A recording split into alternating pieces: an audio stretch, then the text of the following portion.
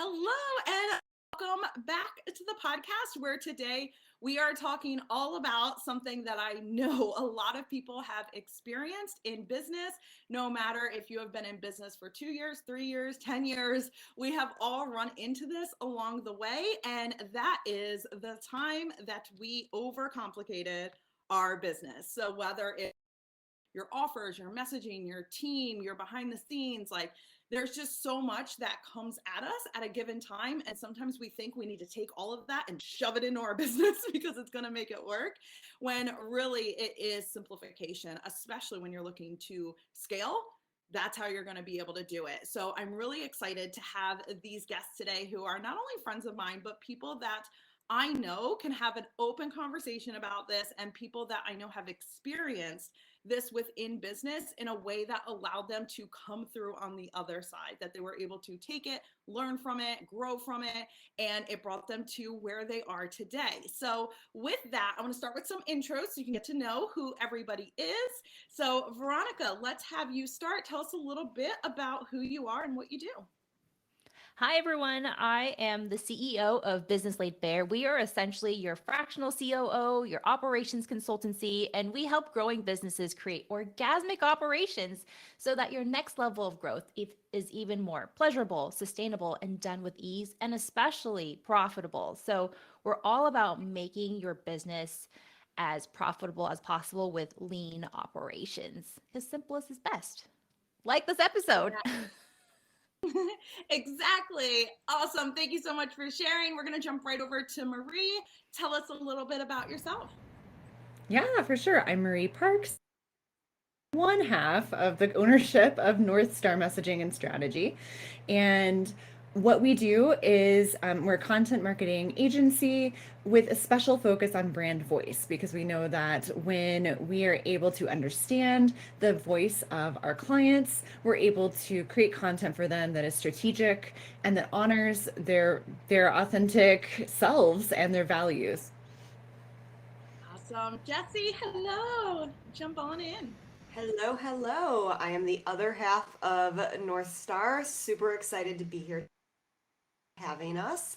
And the only thing I'll add to what Marie said is that the other half of our business that we just started up about a year ago, supporting writers in building more sustainable writing businesses, because so many writers have grown up saying, I want to grow up to be a writer, and people tell them, great, what's your plan B? And so we want to flip that narrative and let writers know that they do not need to have a plan B. They can create their own sustainable writing businesses.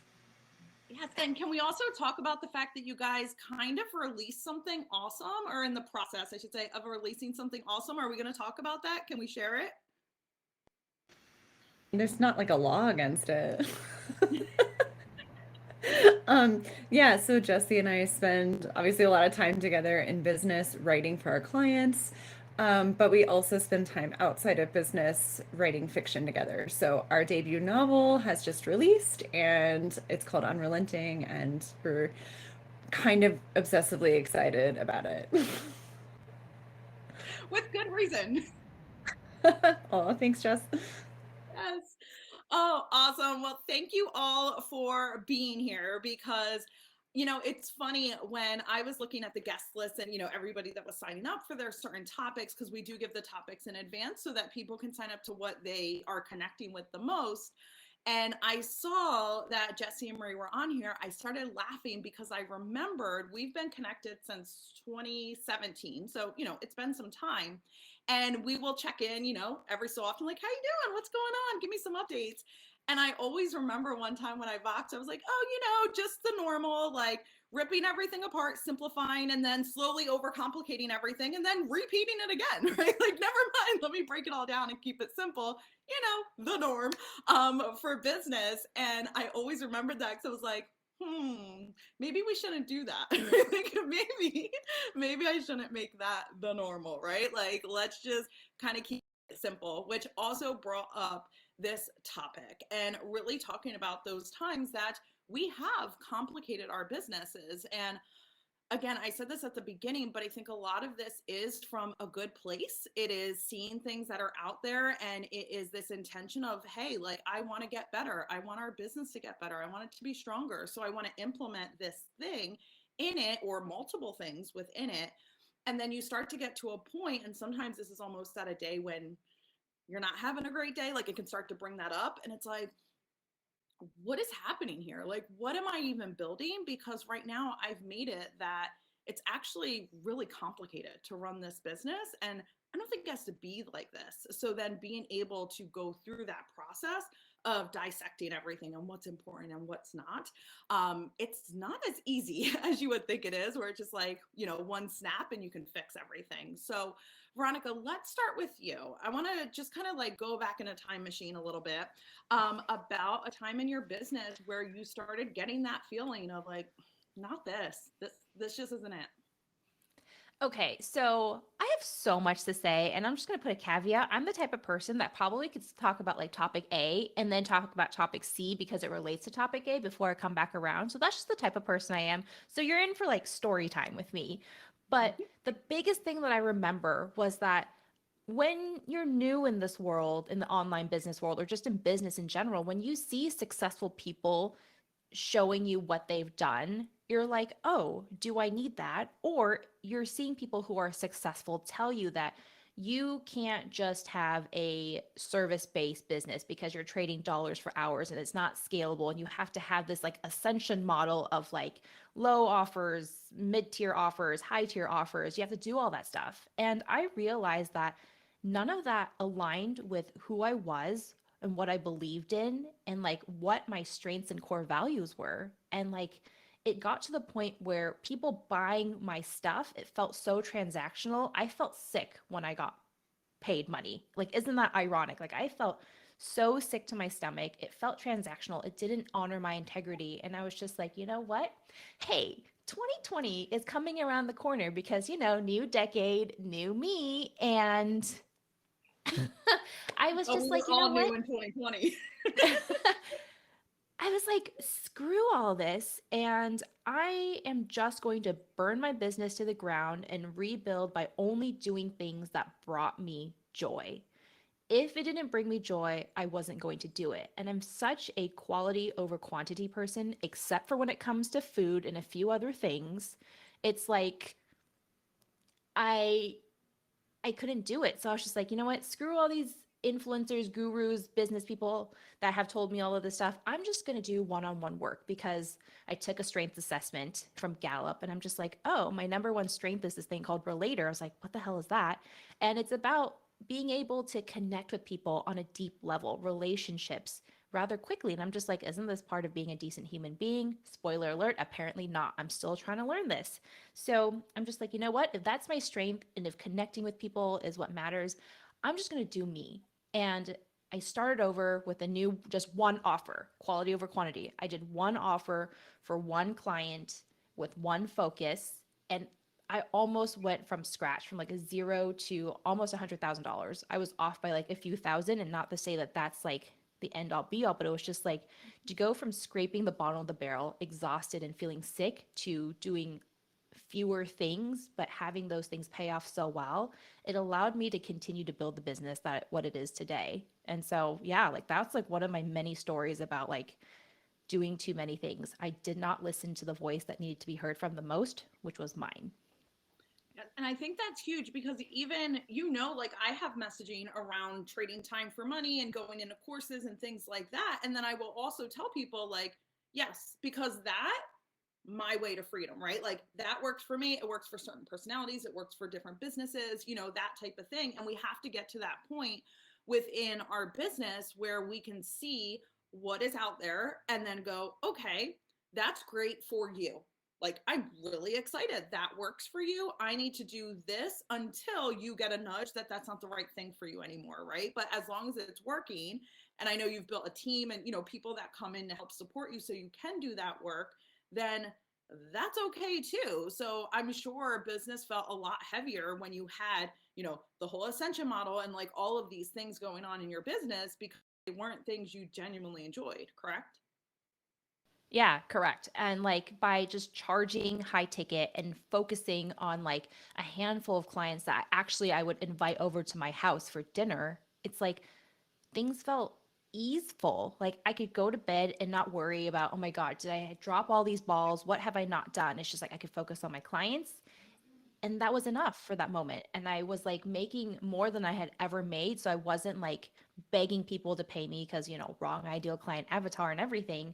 But it was just like I could rest. And it was such like a scary word to say because in this culture, especially as a CEO and especially the background that I come from, which is like the Silicon Valley world, it's like if you're resting, you don't deserve to be called a CEO. So I'm just like, what is this narrative that I'm trying to like listen to and also undo because it's so much a part of how I was brought up in a way. So yeah, by just focusing on one offer until I hit well over $100,000, I was able to refine the systems and processes so well that it's just like if 20 people knocked on my door tomorrow, I'd be like, great, I can take care of it, and so can my team. Hmm. Absolutely. And Jessi, let's hear a little bit about what you and Marie have experienced as far as really starting to hit that nudge of, or feel that nudge of, not it. This is way too complicated. Oh my gosh, I relate to so much of what you just said, Veronica. Like it's hitting me hard. And the way it comes up for me is it's similar, and this wasn't even what I was originally planning on coming on to say, but like I feel like I had been hiding this in some like dark recess of my brain, and I didn't want to think about it. And now I'm like, oh yeah, that was a thing. Um, I think Marie and I both really value those relationships with our clients. And for a long time, despite being content creators and copywriters, we also wanted to be all the things to our clients. We wanted to help them in as many ways as we possibly could. And so our offers were a little bit of this, a little bit of that, and they just kind of kept spiraling out of control into doing all of these things that really we were not the best people to do. But it made our clients happy for us to do them because in their view, it simplified everything. It's like, great, everything's under this one house, but it actually wasn't simplifying anything at all. It was just like taking the complication off their plate and putting it onto our plate. And we were like that duck on the water with our feet paddling like crazy, just like trying to like figure out how to do things that we had no business trying to figure out how to do. When all we wanted to do was just write good, solid copy for our clients so that they could pass it off to a designer or pass it off to a tech person who could do all of the stuff that they were good at. And it got to the point where Marie and I really had to like sit down and regroup and look at our offers and say, okay, what do we start telling people on sales calls when we're first talking with them what we don't do? Like right out of the gate, like here are the things we do not do, will not do, you don't want us doing, and here are the things we do and can help you with. And that transition was hard because it felt like we were letting people down, but at the same time, oh man, it was a time. Mhm. Yes, and I'm assuming too during that period, that means that there was probably a lot of heavy customization, like as far as the quotes that were going out and or the proposals that were going out, everything's different because this person wants copy in all these other areas, and then it's like, oh, maybe we should bring a tech person so they can implement and make this easier. Marie, were you finding that as you guys, especially because I know you guys did a lot with team growth, it's like, oh no, we have to simplify this because now we have to bring somebody in for all of these different things. Yeah, absolutely, right? Like it was incredible watching, even though the revenue would go up, our expenses were ballooning. And because, yeah, we were bringing in true experts, or we were trying to take all this time on with internally on our team to figure out how to do the thing. And it just didn't make sense. It didn't make sense financially. It didn't make sense emotionally because there was a lot of frustration in that, right? Like I'm not good enough, or like, it's like when you're trying to do this thing that you're like okay at, and then you have this other thing that you're like quite good at, and you compare them, you start to feel really awful about the thing that you're okay at or maybe awful at. So there was that toll, I guess, on us. And also just it became really hard to look at our data and figure out everything was like apples to oranges. We couldn't quite make decisions based on data of like our efficiency or our capacity or even just things like growth and like what are our packages, what should we be focusing on, because there just was so much customization that it was throwing a wrench in everything. Yes. And even thinking it from a data perspective, because I mean, we all know the importance of having those numbers and being able to see like, okay, this is where we direct our efforts and this is where, our cash flow belongs over here and those type of things. But if you have so many things, it may look good for the public, just like you guys said, like your clients come in, it's like, great, they can do everything. I'm going to hand it over. But on your end, it's just this weight over and over again of trying to keep up with it, plus the overhead of it. And you can't really see what is your best, like your thing, right, for your business, because it's like, well, our thing is kind of everything in relation to copy and how copy is supported and how copy is implemented and all of this, versus what you really wanted was, hey, we're going to be the ones writing copy that is different than what most people experience in the online space, and really taking their voice and how do we make that show in everything. Because, and I know we've had a lot of conversations about this over the years, is it's really hard for people to outsource their own writing, right? Because it's like, oh, are they gonna, throw in my 90s references or my songs or, all of this kind of thing, the way that I talk. And when you guys come in, like that is your gift. So leaning into that and simplifying the business is, okay, well, now we can really take that off your hands and make it that you don't have to oversee everything, because we are really good at this and staying in the zone. It's interesting. I actually just had a call with someone who it was that conversation of don't do this is how we can support you, and one of their sticking points was how do you deliver the content, and we deliver it in a Google Doc.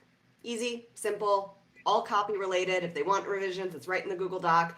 And their sticking point was they really wanted someone who could upload it to their WordPress site and get it all like ready to publish and stuff like that. And just wasn't and it did that was it. That was the reason why it wasn't a good fit. And it was probably what would have been a fairly large project that would have been pretty lucrative for us.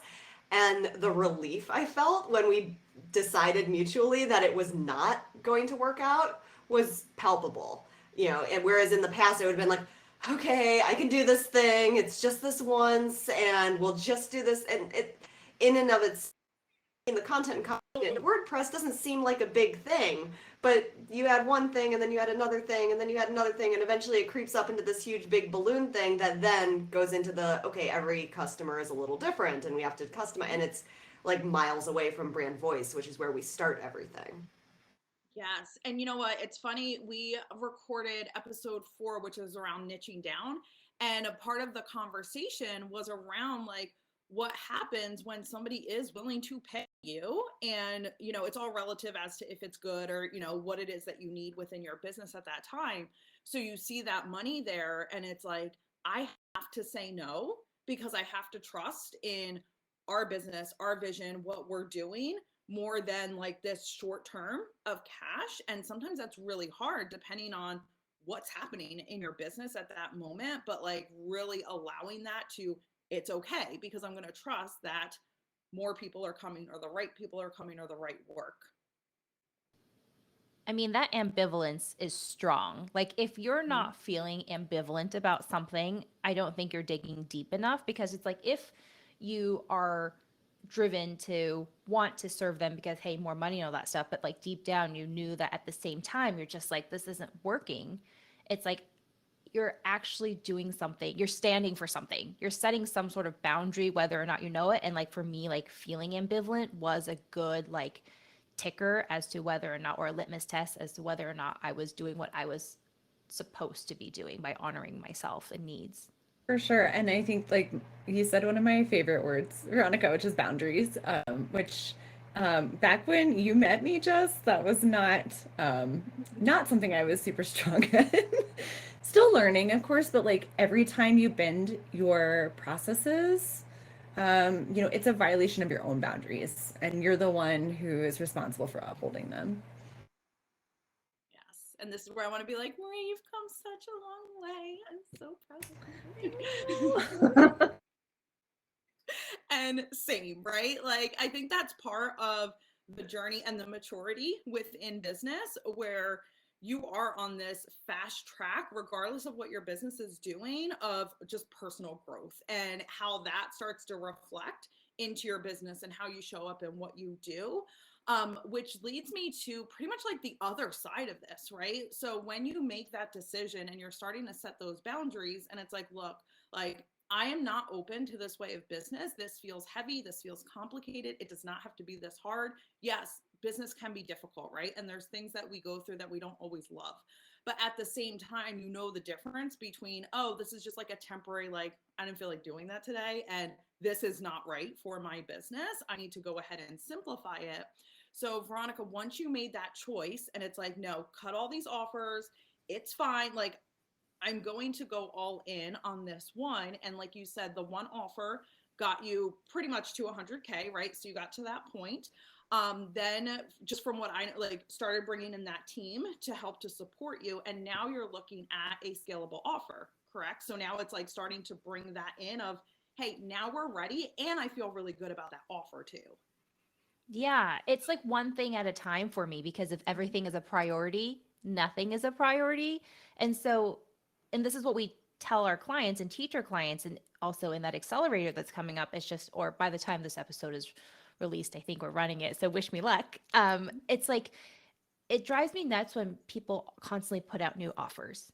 It's not just another offer. And especially if it's a lower ticket one, it's like, do you know how many systems and workflows go into an offer? It's like you don't just create the thing. You have to have the onboarding experience. You have the inquiry experience, even if it's a one-to-one or one-to-many. You have the customer service aspect. You have the lead tracking, project management, making sure that you're taking action to serve and show up the way you're supposed to and meet deadlines. And so it's like, it's not just another offer. There are so many things that support it. And so when people have like a suite of 5 to 10 offers that are low ticket, that they're all half-assing at once, it's like your bridge never goes to completion. It's always like half built, and the only thing that should be half baked to me is like cookies and stuff. So it's like when we see things like this, your business is not profitable, you're more stressed out, you're putting more work, and I feel like you're just spinning your wheels. So that's when I was just like, you know what, by diving into one thing, and of course this is just me, I was able to look at every single thing that went into it, the entire experience, customer service, being able to create systems and processes, SOPs, so that whenever I had a team, it was easy for them to take over and have client meetings or to do things that I didn't need to do. So I had time to build a curriculum for this group program. So yeah, it was very scary because at that time, I never met anybody who just did one thing, right? You have to have a whole suite of offers, they said. You have to have a whole content marketing repurpose thing they experienced, they said. And I'm just like, I had no marketing. Like people knew what they needed and they just went straight to the bottom of the funnel. There was no like in between. So I'm just like, maybe I should just let go of marketing. If word of mouth is good enough for now, at least it means that my bills can be comfortably paid. I can pay myself and all that stuff. And this thing will come when it's meant to. Yes, and that is such a level of trust to be able to lean into that, especially when you see so much around you that tells you the opposite. And I've had plenty of conversations behind the scenes where it's like, okay, this goes to this, goes to this. And it's like, that's great in theory, except you don't know individually what any of these offers will do and how that will look in your business. So we have to choose one, get that out there, see, you may not even like it once you put it out there, right? Like you have to test that out for yourself and make sure whether you need to build some support in the back end to be able to, to be able to serve those people at that level, whatever it is first. It's a lot easier if you're zeroed in on one offer and then you can build other offers, right? Like that's totally fine. People run businesses differently, but it's going to be a lot easier to create those other ones when you start seeing, oh, this is the next level they need, or maybe this is the precursor to working with us. Like you can choose which angle you want to go to, but you have that information, which now that you're going into the group offering, you have enough experience with working with people closely to go, okay, here's the gap within the market where they may not be ready for this, but they can come in for the other thing. And I love what you said about information, because I come from a design background, even though I can't sketch worth anything. But it's like there's this idea of complete iteration. Like you can rapidly iterate in an hour, in a day, in a month. It doesn't matter, but you have to see the project or whatever the offer through. So you're right. When some people put out their offers, it's like they don't even know if it's going to do well or not, because they didn't spend the time to get that iteration up. It's like half an iteration and then they move on to the next thing. So for me, like rapid prototyping, sure, it took months and stuff sometimes, but it's just like I know what works for my clients. I know what doesn't work. We're still offering that offer today. Like it's our signature offer. If you want to work one-on-one with us, you cannot go past here unless you do an assessment, unless you let us audit your operations so that we know exactly what you need, in what priority and in what order, and specifically to what degree based on your growth goals. Otherwise, we're just making assumptions, and that makes, an embarrassment out of everybody, especially me. So this offer still is here, but it's just like it just gets better every time because we're constantly testing, iterating, and refining. And now I can Yeah. deliver it in a day instead of a month. Huge difference, right? And that's the power of simplifying things. It does allow people to get through that process a lot easier. And Marie, this made me think, just because I've like kind of seen from a friendship point of view, right? Like your business and how you guys have grown. Don't you guys start with your brand voice? Like it's very similar where it's like you have to start with this certain session or intensive first so we can get everything and then move from there. Yeah, absolutely. This is also our signature offer. And so, yeah, seeing a lot of parallels with what you were saying, Veronica, for sure. And there's probably a good reason for that, right? Because this is sustainable, and it allows us to serve our clients. So yeah, we one of the things we had to do when we started growing a team was we had to demystify our own process of figuring out a client's voice, because it would be really easy for us, just Jessi and myself as the only writers on the team, to think, hey, well, maybe we're just like really intuitively good at this. And maybe we were, but ultimately it's because there was a process happening behind the scenes that we were not conscious of. And so we started really interrogating that process for ourselves, creating a framework around it. We then taught our new team members that framework so that they were able to go through the process just like we could. Now we actually teach it to all sorts of CEOs and writers. In fact, just yesterday, I was in somebody's paid community teaching this process. Like we ultimately, like, yes, it's really important for us to be able to understand somebody's brand voice and also the direction that their business is going so that we can create quality content for them. But also, if that's just as far as somebody goes and they capture their brand voice, that's a win for us, even if they never work with us, because it means that CEOs of ethical businesses are freeing up their time and they're stopping being the bottleneck of content in their business.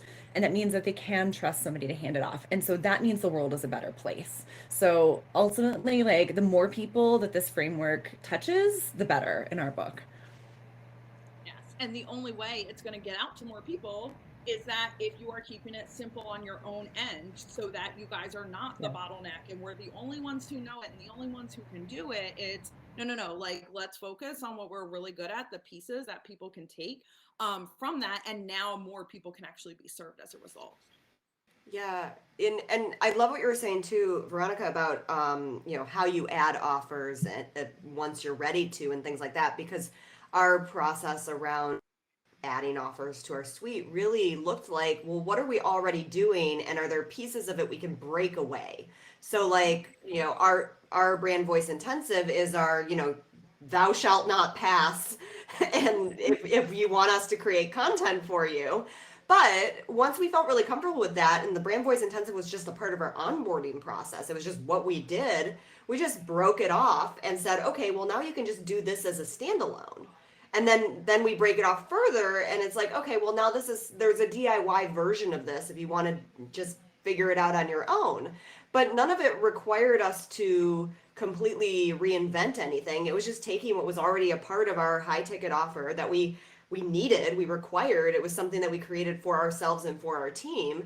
And then instead of trying to create a bunch of new offers that had a bunch of new bells and whistles, we just were like, okay, well, what can we take of what we already have and create it in a slightly different format that might serve people who are not fully ready for the high ticket or might be in a slightly different situation. Like maybe they already have a writing team in-house and they just need to give them more tools, and then create those new offers just based around what we originally had.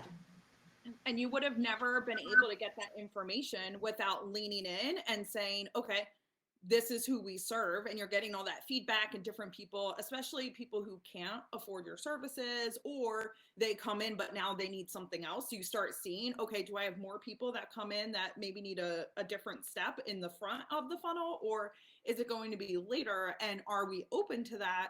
Well, now you at least have that solid revenue stream already in, like we already have that as a well-oiled machine, and now we can add. And those are the parts of business, like that's not as sexy as let me sell all these offers with all this whatever. Like that's for some reason sounds more sexy. And I'm like, you know what's really sexy? Like simplicity. Like it's really sexy to just know what's happening in your business. 100%. And I think the other silver lining that came from saying, we're not the best fit for doing your SEO research, or we're not the best fit for doing your posting to WordPress or whatever, all the bajillions of things that we were trying to scrape together previously and have since said those are not within our wheelhouse, is that we have created a really beautiful community of referral partners. And that way we're able to continue serving our clients, and we can say, well, we've worked with this person. You, like Jessi said, you don't actually really want us doing that thing, but you do want them doing it, and they're amazing. And so we send people to them, they send people to us, and it's just creating this really beautiful ecosystem of trusted business owners who are all experts in their areas. Yes. And that's where I've always loved that you guys continue to do this work. And because I can easily go like, oh, wait, your whole like back end is all. So Veronica, here's her site. If you go to businesslaidbear.com, like you are going to be able to access everything. Oh, you want to build the funnel with me? You want to do all the strategy? Like you want to understand it, but you don't want to write it? Cool. Let me introduce you to this amazing team over at North Star. Here you go. Here's our website. Here's all of the things, because people don't know, right? Like they're just going to assume you do all of it. And it's like, oh, you do not want me writing your copy because it's going to sound just like me, right? Because that's the copy I know how to write. And also, if you don't use the same tools that I use, I don't know. I don't know what's happening in Asana. I don't know what's happening in Airtable. It's just not my thing. Oh my gosh. Like, yeah, I tell people, I'm like, you don't want me writing your copy, because I will just say, just pay me, just hire me because I'm worth it. Period. Like that's my extent. That's why I'm just like, we'll put in like fillers for you, but like this is where setting boundaries really allowed us to say, this is what you need, this is what we do, and to the extent of what we do, and here are other people you need. Like inherently, when I give them some sort of operations plan, I'm like, we don't even look at your marketing operations until you allow us to fix your internal operations, because what's the point of good copy, good branding, good sales when you can't even take on the clients that come flooding your way because of those good things? I'm just like, do you actually have the capacity to do it? If not, work with us first, and then here are all the amazing people we will send you to that we trust so that they can make everything amazing. And you'll already have a back end that allows everything to flow, that everything is connected. There's one large bonfire that you can tend to instead of 20 million tiny little campfires. Yes. And I hope that those that are listening are hearing pretty much the repeated theme of less is more. Right. And I can tell you, we are all probably, I don't know if we want to call it recovering people pleasers, or, people that have worked on boundaries and setting them and all of those within business. And we have still found a way, right, to be able to go, okay, I realize that about myself. But I do want to get my business to a certain stage. And in order to do that, I need to lean more into what I'm actually really good at, right? Like what my genius zone is, and start to structure business in a way that fits that, so that, look, I can see a lot of things out there and I can say that is great for this person, that's great for this person, but not necessarily for me. And there's nothing wrong with it, right? It doesn't mean somebody else is doing business wrong. It's just that that's not your role and it's not what you want it to be. So with that, what I would love to do as we kind of wrap this up, so I just joke like, because I know a lot of people that I know believe in therapy as well, where before you end the session, like they hopefully wrap it up a little bit so you don't walk out like feeling all cracked open and just out on the street. So with that, we are going to play a little game of humans being humans, which is really just me finally using this interview deck that I bought years ago of questions. And this is going to allow us to just see what comes up for us. So we are going to start first with Jessi, no pressure. Is what celebrity chef would you most like you to make or to make you dinner? Oh my gosh. So, okay. So, first of all, this is when I used to have sleepovers with one of my best friends, and we would wake up. She would like force me awake in the mornings and be like, "We're playing celebrity chef. I'm the chef and you're the assistant. Go get me the sugar or whatever." So like, I feel like I have a little bit of a like trepidation around celebrity chefs, but I would love to have like Nadia from Great British Bake Off. I think she is like an amazing human and also an amazing chef, but also an amazing human. I just love everything that she does. Awesome. And now everyone's like, okay, let's Google, let's pull all of it up, right? Right? I think I'm ready to get to that point where we just have a chef in. I know that sounds, but now I'm at the stage where a lot of my friends have it, and I'm like, I want that in my life. I want to never touch a pot again. How do we make that happen? I'm really, really lucky in that my partner, she is, well, first of all, she's Italian American. And so she grew up around a lot of food. And that is her love language, is food. So I mostly just like sit at the table and she brings me things to eat, and it's wonderful. Oh, the life. I love it. So if I knock on your door tomorrow, you're gonna be okay with that, right? She wouldn't even let you in the door without like putting food in your face first. Be like, "Here, eat this, please. Be happy, eat the food." And by the way, hello, this is my name. Yes. I am very happy to be here. Very. Let's go to Marie. What is the cheesiest movie moment or line you can think of? Oh God, there's a lot of them, and I'm just made of cheese, so like, you know. So I do enjoy it. I mean, I think I don't know if it's the cheesiest, but I'm just gonna go back to an old fan favorite from my childhood, in The Princess Bride, where Wesley reveals who he is, and he's like, "As you wish." He's like tumbling down the hill. Classic moment. Love that movie. Yes, that's one movie I haven't seen. Please don't unfriend me. I will never recover. I shan't. I'll just let you know that if you like really cheesy movies, you'll probably love it. Go right for it, right? Yeah. So, Veronica, let's see. We have, what is the weirdest thing you've ever eaten? This is going to be a really hard question for me because I'm one of those people that loves to eat everything. Like I will try everything at least 3 times before I say I don't like it. So, oh my gosh. It has to be, and I never went on Fear Factor because no, I don't just want to eat like grubs and stuff. I would say that the weirdest thing I ever had until I realized what it was is this dish called steak tartare. And we were at a fancy restaurant. So here comes story time. Like we were at a fancy restaurant. My friend was there the week before and she's like, "Veronica, order the steak tartare. You're going to love it. It's Kobe beef, painted hills, like all these fancy names of why the beef is really good." I don't even look at it. I order it. The chef brings it out and it's this raw piece of meat, beef ground up with an egg yolk, a raw egg yolk on top. Immediately no. And I was like, I don't think my jaw dropped further than it ever had in my life. And then they bring out the capers and like the little crostini to go with it. And like at first I was just like, oh, this is salmonella on top of E. coli. My day's going to be great. And the chef looked at me and he was just like, did you just order this because someone told you to? I'm like, mm-hmm. And so he made it for me and mixed it up for me. And he's like, here, try it. If you don't like it, you can slap me. And I'm just like, okay.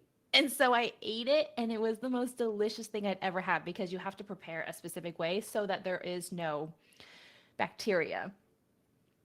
And Oh so my yeah, God. that was one of the weirdest things I've ever had, because I was just so shocked. And then it's like, I will only order it from places that I feel like are reputable. Like, I will never make it on my own because I don't trust myself to make it. No, I feel like I'd hand the plate back and be like, I don't mean to be rude, but I think you forgot to cook it. Here, would you like this back? Oh man, so much credit to you. I am not that brave. Also, I am going to take what you said about 3 times before you say you don't love something and move that to our marriage rule, because right now the rule says that I have to try something 10 times, like 10 different ways before I say that I don't like something. And that's because I immediately say I don't like things that I haven't even tried. But I'm really changing this to 3 now, and I'm gonna say it's because of you. So thank you. Okay, that's fair. So the 2 things I don't like eating for sure are black licorice and eggplant when it's not cooked right. Like PF Chang's eggplant, great, but if it's slimy, I'm not touching it. So those are the 2 things on my do not eat list. Yeah, I approve that. I think we're in a good spot there. So as we wrap up, number 1, I want to say thank you all so much for coming on and having this conversation. As you guys know, part of the mission really to be able to have these open conversations. So if somebody is navigating this time in their business, that they can listen and go, okay, I get it. Like, this is something that other people experience too. And also, I can make my way through it, right? Like, it's not always going to be easy, and there's decisions that have to happen in order to get over to the other side. But I'm capable of doing that, just like I've done everything else in order to get my business to where it is. So I really appreciate you guys sharing. And I want to make sure that people know exactly where to find you on the internet. So definitely let us know the best place. And of course, we're going to link it in the show notes and on the website. And, finding this, you're going to have access to all of that information. So Jessi, let us know where we can find you and Marie online. Absolutely. So we are at northstarmessaging.com. That's the easiest place to find us. And if you are a writer out there, another copywriter, content creator, or something like that, we also have a podcast called the Copywriter Collaborative. That is writers who are trying to build more sustainable businesses. Awesome. Thank you. And Veronica, where can we find you? Yeah, you can find me at businesslaidbear.com. And this is just like my central hub for my website, where you'll find like social links and all that good stuff. But if you just search my name, you'll most likely come up, because my last name is spelled so weird, because whoever took in my family when they came to America was probably high on something, because I don't know how they got my last name spelled like that when it's supposed to be like Young. And I'm just like, how did they come up with that? So you'll always find me if you put in Yanhs, because there's a plural somewhere that they came up with. Yes. See, now they're never going to forget. Like, now I can't forget how it's spelled. Yeah. Awesome. And Marie, any last parting words? Just huge thank you for having us on and having us talk about this. I think you're right. Like, sharing these stories is important, and it's important to normalize this process. I mean, I can't speak for you or for Veronica, but like, we're still simplifying things, and it's an ongoing process. But when you know that you have done it once before and didn't explode, you can do it again. Yes, none of us have exploded. We are here. We are good. I may have felt like I was going to, but promise, we're here. Awesome. So thank you so much, and we will be chatting soon.